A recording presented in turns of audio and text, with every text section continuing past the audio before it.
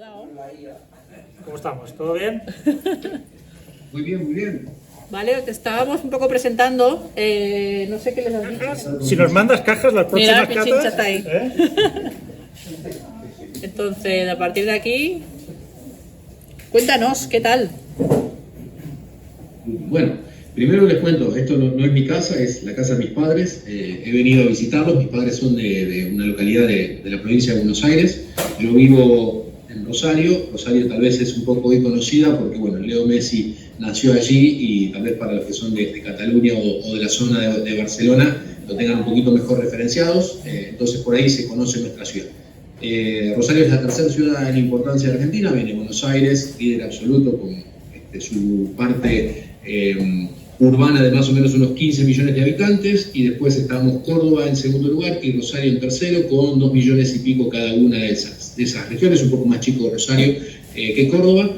Es un espacio donde los italianos llegaron a principios, mejor dicho, del siglo XX, entre 1914 y 1930, particularmente porque Rosario nos bordea uno de los ríos más importantes del mundo, que es el río Paraná. Eso hizo que se armaran puertos, de los cuales hoy se exporta casi el 80% de la producción de agroganadera que tiene la Argentina. La Argentina es una gran potencia en ese sentido. Entonces la ciudad se fue constituyendo de alguna manera con todos esos inmigrantes que venían a trabajar en el puerto de lo que es hoy Rosario. Gran parte eran italianos, de hecho se supone que hasta vinieron las mafias. Rosario tiene dos concepciones, particularmente no del modo positivo. La primera es que se la conoce como la Chicago Argentina y se la conoce como la Barcelona Argentina. Ninguna es por el parecido físico o urbano de la ciudad, sino que tiene que ver con situaciones que se daban en esos años. Se le decía la Barcelona porque era donde había mayor cantidad de anarquistas a principios del siglo XX, similar características que Barcelona, y la Chicago Argentina es porque estaba la mafia italiana, del mismo modo que en Chicago, en Estados Unidos, y esa mafia italiana y ese condimento italiano hizo que Rosario sea una ciudad donde hay muchas muestras de la italianidad. Es una ciudad que tiene la mayor cantidad de heladerías por metro cuadrado de la Argentina. De hecho, es la capital nacional del helado artesanal. Durante muchos años hubo mucha cantidad de pizzerías, bueno, y fundamentalmente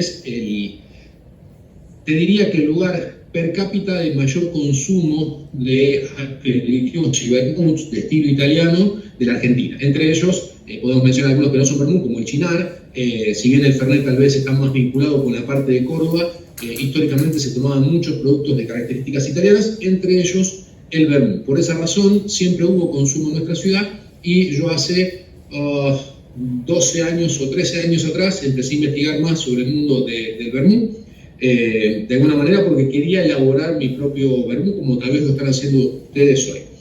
Yo estudié comunicación social, no estudié ingeniería en alimentos, no soy enólogo, pero sí me las he apañado para aprender mucho más de lo que es el mundo de las bebidas, y desde ese entonces empecé a investigar mucho sobre el mundo del vermú, hasta llegar a tener mi propia marca, que, bueno, cuando los chicos los fui a visitar tenía otra botella, pero bueno, básicamente en nuestro país solo existen 4 fábricas de vidrio, dentro de las cuales hacen botellas muy básicas, y para poder llegar a hacer un escalado de producción no podíamos mantener modelos más lindos. Esos modelos más lindos vienen a veces de Chile, que la fábrica en Chile ahora está diezmada su producción, y el resto es importado. Y esa importación, no sé si conocen un poquito de política argentina, pero en los últimos 20 años Argentina se abrió muy poco al mundo, en el sentido que, bueno, prácticamente no se podía importar nada que no sea esencial.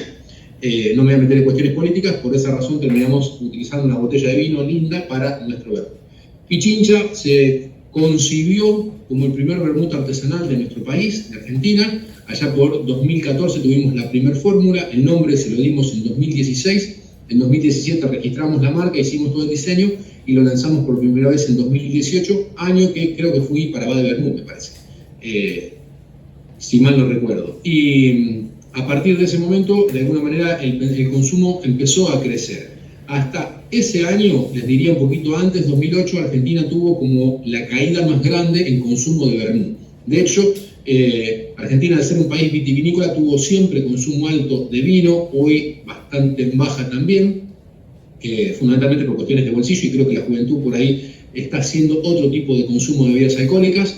Primero, lógicamente, la cerveza, segundo, el vino, tercero, el vermú, hasta el año 2008, que fue cuando cae al cuarto lugar y llega al tercer lugar la bebida que tal vez hoy es más conocida de Argentina de consumo, que es el Fernet, particularmente mezclado con Coca-Cola, que es tal vez la bebida hoy más, podríamos decir, referente o emblemática de la Argentina, sacando, digamos, los consumos como el vino o el vermú, porque la cerveza no tenemos, digamos, una cuestión que sea de cerveza argentina, son estilos europeos o americanos, pero no tenemos uno particularmente nuestro argentino. En 2008, que fue el peor año del vermut en la Argentina, en una población de aproximadamente 36, 37 millones de habitantes, el consumo era de 8 millones de litros. Esos 8 millones de litros, que fue el peor año del vermut, hoy se duplicaron. Estamos hablando que más o menos la Argentina produce unos 16 millones de litros anuales de vermut, dentro de los cuales están las 4 grandes empresas, 3 en realidad con más de una marca, Cinzano, Carpano, Martini, todas elaboradas en Argentina, es decir, no se importa nada de afuera, con excepción de la Antica Fórmula, que, bueno, ese lo hace Branca directamente en su fábrica de Milán, y en el caso particular de Martini mandan los alcoholatos, ya con el sabor listos desde Pesione, ahí al sur de Turín, y acá se mezcla con vino argentino y directamente se produce acá. Fundamentalmente por lo que le contaba, que Argentina siempre estuvo cerrado al mundo, al menos en los últimos años. Y particularmente llegan algunos productos de ustedes, sobre todo Izaguirre, que quiso hacer un poquito de pie, y ahora entró, como se liberaron las importaciones, Padró, pero entró, el otro día lo encontré en un solo local, en Rosario. Rosario tiene una población de la ciudad sola, no el conglomerado, de 1.200.000 habitantes, con lo cual, digamos, es muy poco punto de venta, digamos. Ese año empieza el crecimiento, y después de la pandemia, que se da un auge muy grande del gin, ustedes también lo vivieron, el auge del gin, pero acá fue como una especie de cañita voladora donde hubo un crecimiento exponencial grandísimo y cayó. De hecho, parece que el argentino hubiera tomado gin toda la vida, y en realidad no, simplemente fueron esos 2 o 3 años en que explotó, y con la baja de ese consumo, la mayoría de los consumidores empezaron a buscar alternativas menos alcohólicas, fundamentalmente porque, bueno, en la pandemia la gente bebió muchísimo alcohol, y hoy, tal vez 5 años después de esa situación, se está dando que hay gente o que se cuida o que directamente abandonó el consumo del alcohol, o alternativas cero alcohol están ganando ese mercado. Alternativas que me parece que algo se van a comer del mercado, probablemente se coman un 10 o un 15% del mercado alcohólico, pero no creo que la sociedad completa vaya hacia el consumo de cero alcohol, pero en esa instancia hizo que la gente se baje del carro del gin y se sume el carro del vermut. Hoy estamos hablando que hay entre marcas artesanales como las nuestras, que son, digamos, cuando hablo de las nuestras, es un proyecto que produce alrededor de 2.000 a 2.500 litros por mes.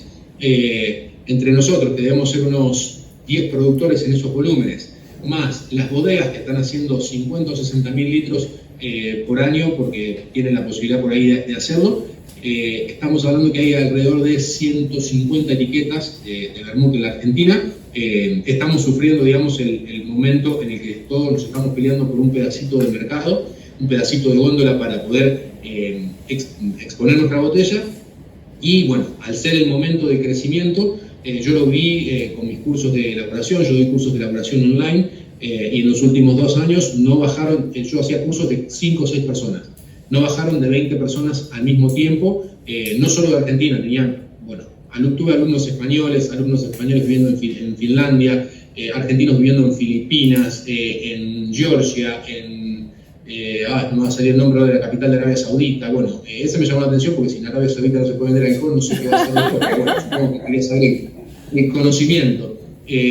Muchos mexicanos, muchos chilenos, uruguayos, brasileros incluso, y hoy se nota ese crecimiento exponencial que tuvo el mundo del vermut, y lo que se está viendo es que hay muchas marcas que no tienen ni definida su estética o no tienen definidas sus recetas, y por ahí, bueno, hay mucha gente que todavía no llegó a pulir sus recetas, con lo cual hay, digamos, un 50% del mercado que es recetas así como desbalanceadas, y tal vez otro 50% que se han generado muy buenos productos, entre los cuales, digamos, creo que el nuestro se incluye, pero fundamentalmente pues somos los primeros en haber elaborado y tuvimos cerca de 7 años para ir corrigiendo fórmulas. De hecho, la fórmula que ustedes probaron tenía 8 botánicos, entre los que no estaba el ajenjo, porque Argentina lo tenía prohibido. Después de insistir mucho al organismo competente, lo desprohibieron y hoy estamos en una situación en la que, al estar desprohibido, no se puede usar porque no figura en una lista, de todas maneras, aunque no estás en contra de la ley. Entonces estamos tratando de establecerlo de una manera un poco más legal para poder hacerlo, porque justamente nuestro recurso era, si queremos exportar a España, no se va a recibir en España porque no tiene ajenjo, y es una de nuestras discusiones más de características legales con el gobierno para poder habilitar la utilización de ajenjo. Ajenjo que se prohíbe básicamente por la tuyona, que supongo que ustedes lo deben saber. Sí, lo hablamos el otro tuyona día. Que si bien hay un agente psicotrópico que puede estar presente, la realidad es que la extracción de la tuyona, si se hace en agua o en alcohol, es muy baja, y de hecho nuestro Código Alimentario Argentino prevé que si uno compra ravioles, es lo mismo en España, es esa comida italiana que es una pasta rellena en formatos cuadraditos. Bueno, está permitido el uso de salvia con unos niveles de tuyona 15 o 20 veces superiores que un vermú, pero digamos, se puede utilizar salvia, pero no podemos usar ajenjo, aunque tenga muchísimo más cuestiones para la salud que no el ajenjo. Pero bueno, estamos justamente en eso. Los años impares en la Argentina son años electorales, con los cuales son los que podemos hacer fuerza, porque bueno, están todos los políticos tratando de ganar sus votos y ahí es donde se arriman todas las facciones a decir, bueno, vamos que los ayudamos. Nosotros nos juntamos los productores de la ciudad de Rosario, somos productores reales con fábrica, 2 nada más. Lo que pasa es que después hay una fábrica que hace fasón para 5 más, y después hay varias vermuterías que traen fasones cuando uno compra la botella lista en otra empresa. Por ejemplo, yo sé que Vermut Rofes lo hace Izaguirre, la empresa que lo elabora es Izaguirre, pero la marca es Rofes, y la vende Rofes, su restaurante ahí en... Yo pensaba que Rofes lo hacía él, justamente. No, de hecho fui ahí y no, la fábrica no existe más. Vale. Bueno, de hecho muchos de los vermuts artesanales que con el paso del tiempo, de los bares de Barcelona, que te dicen que son de ellos, en realidad es marca blanca de Izaguirre o de Miró. Ahí no va a salir el nombre de Miró. Exactos. Sí, pero justo Rofes, pero yo eso, pensaba que sí que lo hacían ellos, pero vaya. No. De hecho tuve la posibilidad de estar ahí en Rofes, fui con un amigo y charlé con él, lo sigo en redes, no me acuerdo el nombre de uno de los herederos que quedó con él. En realidad es un restaurante que sigue manteniendo, lo mismo que Bar La Plata de Pepe. Sí, bueno, eso lo hace Perucci, lo hacía Perucci, ¿no? El bar el Vermut de La Plata. Bien, exactamente, es eso mismo. Bueno, y en Rosario queremos declarar la capital nacional del vermú, porque tenemos 2 plantas productoras. De hecho, nosotros tenemos la primera planta productora habilitada después de 50 años en la provincia, algo que fue una novedad absoluta, porque no, de hecho tuvimos que abrir camino. Abrir camino implica que todos los estamentos gubernamentales que nos tenían que hacer controles, en muchos casos no sabían cómo hacerlo y terminamos construyendo nosotros cómo hacer esos controles. Primero porque nosotros queríamos hacer las cosas por derecha y hacerlas correctamente. Segundo porque queríamos dormir tranquilos, porque uno cuando elabora un producto para beber no deja de ser un producto que es alimenticio, aunque técnicamente es un casero, no es algo que nutra nuestro cuerpo, pero si uno lo va a ingerir, tenemos que saber que hay alguien que se va a incorporar nutricionalmente en nuestro producto y uno tiene que quedarse tranquilo en ese sentido. Así que hubo toda una serie de situaciones que nosotros arrancamos justamente en la pandemia. De hecho, alquilamos el galpón donde estamos hoy ya es un galpón, es una fábrica habilitada con registro nacional de establecimiento, con la posibilidad de exportación en caso de que tengamos la posibilidad. Y tuvimos que hacer todo un proceso en el cual varios de esos procesos los terminé construyendo yo como ingeniero para poder hacerlos paso a paso de cómo elaborar vermut en la provincia de Santa Fe, que es, vuelvo a insistir, la tercera provincia más importante en cantidad de números de gente de la Argentina. Bueno, hasta acá les cuento un breve repaso rápido sobre esto. ¿Qué les gustaría saber? cómo se elabora el Sí, vermut. si tenéis preguntas, aquí hay una chica de Uruguay y una de Brasil. Bien. ¿Qué es lo que más cerca? ¿El qué? Bueno, lo que dice un poco, ¿no?, que han ido estableciendo ellos. Cuéntanos un poco la fórmula, cómo elaboráis vuestro vermut, cuánto tiempo os lleva desde que empezáis hasta que sale a tienda, digamos, ¿no? Buenísimo. Hoy la realidad es que tenemos todos los procedimientos bastante estandarizados para poder llegar. Todas las semanas estamos envasando por una cuestión de volumen que estamos manejando. Tal vez al haber sido los primeros, con Pichincha tenemos como cierto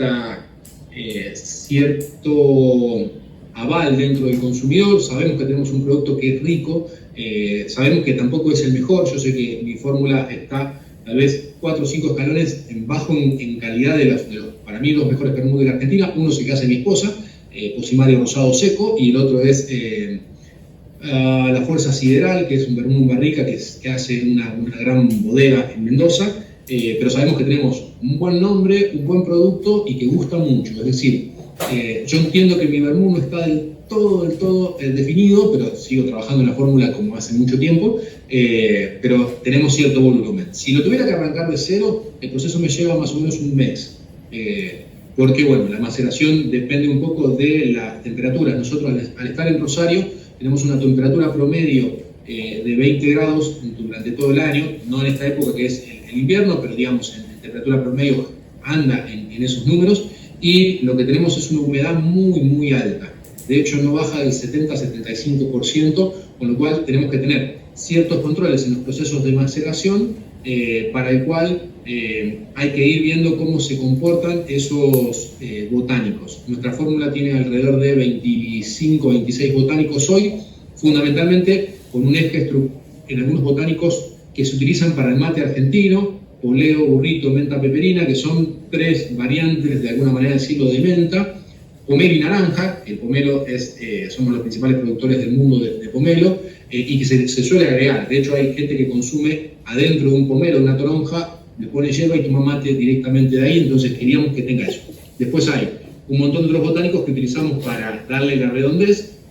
Entonces, esos botánicos, en un día como hoy, que tenemos hoy 10 grados de temperatura, si yo lo pongo a macerar hoy y tengo esta temperatura promedio, es decir, que vamos a tener unos cuantos grados menos, probablemente tenga que tenerlo 25 a 30 días ese alcoholado.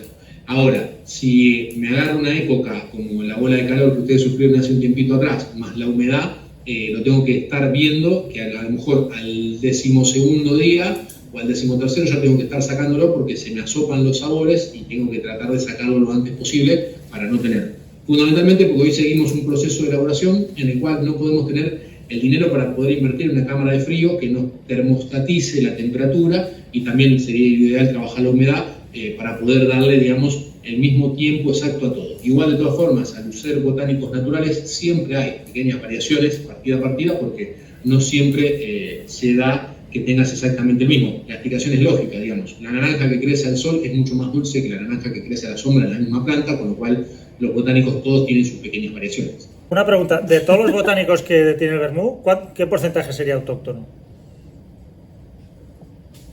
Estaríamos hablando que autóctono, en realidad habría que definir entre lo que es endémico y lo que es de consumo habitual. Pues yo creo que el poleo, el burrito y la menta peperina, creo que la peperina sí se la declara como un producto endémico argentino. Pero estoy hablando que dentro de los botánicos que utilizamos nosotros naturales, que son de consumo o que son habituales en nuestra Argentina, alrededor del 40% de las formas. De otros 60 hay botánicos en los cuales o vinieron de afuera y se producen en nuestro país, como el orégano, como el laurel, pero que tal vez no son propios de nuestra tierra, y después hay otros que sí tenemos que importar por una cuestión de que hay sabores que no tenemos algo que lo equilibre de la misma forma como, por ejemplo, una canela. La canela no se produce en nuestro país y eso hay que importarlo. Lo mismo el anís estrellado. Son productos que lo tenemos que traer sí o sí de afuera. No lo traemos nosotros, lo compramos directo de un importador, pero en ese sentido es como un porcentaje chico. Alrededor de un 20% de ser los productos que usamos de afuera. Dentro de lo local, aproximadamente 40% es, podríamos decir, típico de la Argentina, aunque no exactamente endémico. Vale. ¿Alguien tiene una pregunta? Sí, habías dicho 3 marcas, una Pichincha, La Fuerza, y la de tu mujer se llama Rosario, ¿no? ¿Has dicho? Posimario, Posimario. Ah, A ver Posimario. si puedo compartir. Posimario. De hecho, ¿Y os estáis planteando realmente importar aquí a España? Bueno, exportar en tu caso. intentamos hacerlo. A ver si puedo compartirles. ¿Ustedes están viendo en este momento la pestaña que estoy compartiendo? Bueno, se ha reducido la pantalla. Sí, ¿Se ve? sí. Sí. Bien. O sea, este Bueno, lo este hace, es el lo hace tu Posimario. mujer, lo hace tu mujer. Sí, de hecho, el año pasado sacó medalla de oro y fue elegido World Best en World Vermouth Awards ahí en Londres. Ah, pues mira, este no lo tenía yo. ¿Y la relación bien entre vosotros? Hombre, hay vermouth. Oye, ¿y el nombre Pichincha de dónde viene? En realidad, el origen es la batalla de Pichincha de Ecuador, pero en realidad hay un barrio de Rosario que se llama Pichincha, que es donde nosotros nacimos en el proceso de elaboración ahí. Empezamos a hacer ahí. Es un barrio que, a ver, si alguno estuvo por Argentina o conoce un poquito Buenos Aires, hay un barrio que se llama San Telmo, que es como el barrio portuario, que quedó como de alguna forma con esa estética y que fue durante mucho tiempo el lugar donde transitaba los marines, eran zonas de alguna manera lúgubres, turbias, y bueno, el barrio de Pichincha era exactamente lo mismo, el Rosario con su puerto, hoy ya no tiene más el puerto porque por ley se sacaron los puertos de la silueta de Rosario, hoy es el boom, por un lado urbanístico y por otro lado gastronómico. El barrio de Pichincha de Rosario es como el barrio de Palermo en Buenos Aires, donde están toda la conglomeración grande de bares, que no sé cómo sería, digamos, voy a decir el Raval, pero Sí. en realidad Sí. no recuerdo ahora si El Born. El Born y el Raval. ustedes lo tienen. No, Raval ni en pedo, no. Sí, Bueno, portuario, guarro, lúgubre era Raval. No, pero San Telmo es más lúgubre. ¿Y cuántas variedades, tú, como Pichincha, cuántas variedades haces? ¿O solo haces el No, rojo Born. de no, vermouth? yo solamente hago el rojo. De hecho, lo hemos estado hablando ahí mucho con mis socios. Yo no soy muy partidario de abrir sabores con este producto porque creo que Pichincha es como Punte Mes, es decir, es un perfil determinado y no me gustaría abrirle la canilla a ese sabor. Me gustaría desarrollar otro tipo de productos, amargos, aperitivos, que de hecho tenemos... Bueno, nuestro haces, aperitivo, ¿no? una Tienes- botella por- Tú haces otro tipo de licores. Estos son licores que Bueno, hace de estos Matías, sí. aparte del vermouth. Jurisi, que es su apellido. Que es croata, ¿no? Leí por ahí. Ah, Sí. exactamente. Como argentinos tenemos muchas mezclas. Yo tengo 5 sangres en total. Tengo croata, italiano, francés, sirio y libanés. Joder, Es una mezcla tela. completita. Es más, si uno es croata, hasta no debería llevarse muy bien con la parte sirio-libanesa, porque hay un cruce ahí muy fuerte, que no me voy a meter en cosas, pero en opiniones políticas, pero no va bien. Por ejemplo, es uno típico que se consume allá en Croacia y que me lo requería mucho la comunidad croata de acá de Argentina, que es uno de pera, se llama Kruškovac. Este es el primero que desarrollé, que es un licor de hierba seco. Es como, a ver, voy a decir esto solamente para que piensen en el perfil de sabor, no porque sea parecido al chartreuse amarillo, más o menos, de alguna forma. Y después, bueno, me queda el de cereza. Son 5 en total, yo en este caso tengo 3, porque como les digo, estamos en casa de mis padres. Y son licores que vendo fundamentalmente para la colectividad croata. Y hago algo que en Argentina no está muy de moda, que hago el ron. Ah, Y particularmente es ron añejo en barricas ex-Fernet, algo que tal vez es absolutamente único en el mundo, pero que es algo que hacemos con un proyecto con el ingeniero que me enseñó a desarrollar bebidas hace 15 años atrás. Es un proyecto muy chico que hacemos alrededor de 300 botellas al año aproximadamente. En realidad lo hicimos más como una cuestión de gusto para entre nosotros tomar algo que nos guste tomar, pero la realidad es que 6 barricas de ron es mucho para tomar de a 2, así que bueno, yo no vale, ¿Qué guay. te decir? ¿Y cómo ves el panorama del vermouth en América Latina en general? ¿Cuál sería el país más que más produce o que veas que tiene más potencial? Claramente Argentina es el que más produce, el que tiene más potencial. Estamos hablando que Argentina produce alrededor de 16 millones de litros anuales de vermouth.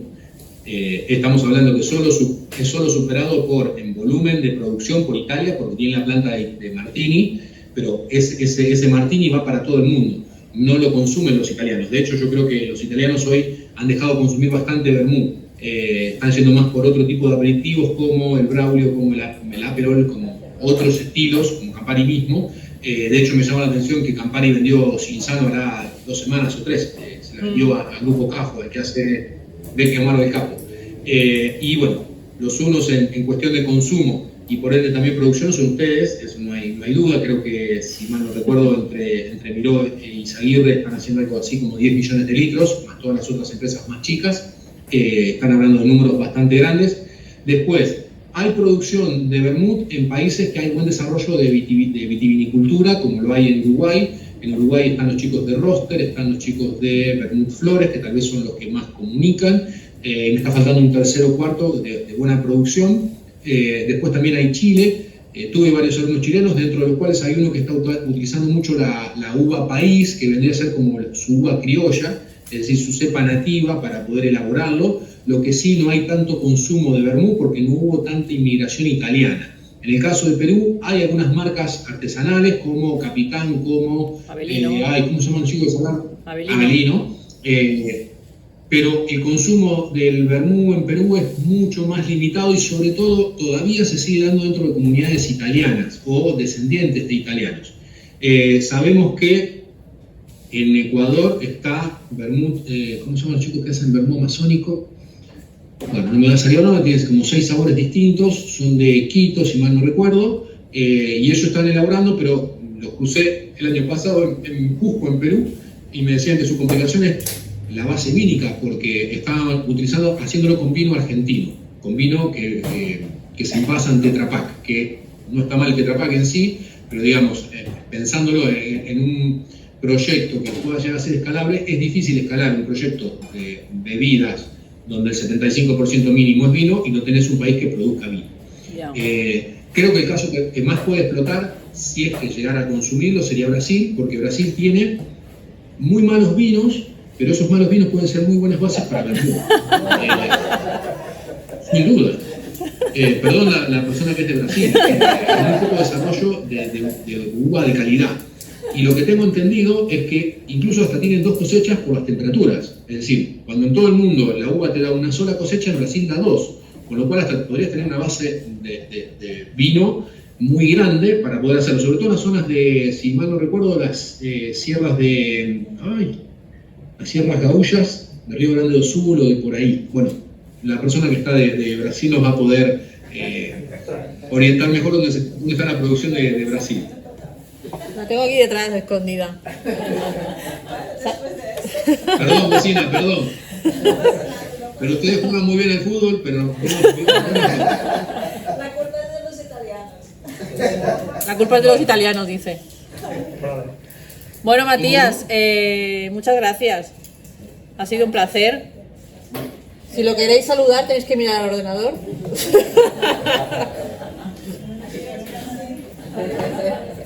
La brasileña está ahí. Sí, ya lo he dicho, la brasileña está ahí. Bueno, muchas gracias. Y seguimos en contacto. un placer y bueno, disfruten del curso de vermut y sobre todo que lo que tiene de lindo el vermut es que cuando uno toma vermut lo hace por el placer de juntarse con otra persona. Creo que lo más lindo que tiene el vermut es que uno no piensa en vermut, decimos en Argentina, para pegarnos en la pera, es decir, para escabearse demasiado. El vermut no tiene esa impronta, tiene una impronta más social, tiene una impronta más de charla, tiene una impronta más de reunión y creo que esa es la parte más linda que tiene y sobre todo que se puede disfrutar. Después si uno se pasa de copas es otra cosa, pero bueno, no está en el pensamiento de nuestra bebida que nos puede acompañar en muy gratos momentos. Gracias por el espacio y bueno, me pueden seguir en las redes. Tenemos un lindo canal de YouTube donde analizamos un montón de cosas, entre ellas bebidas alcohólicas, así que los esperamos por ahí. Un abrazo. Gracias. Adiós.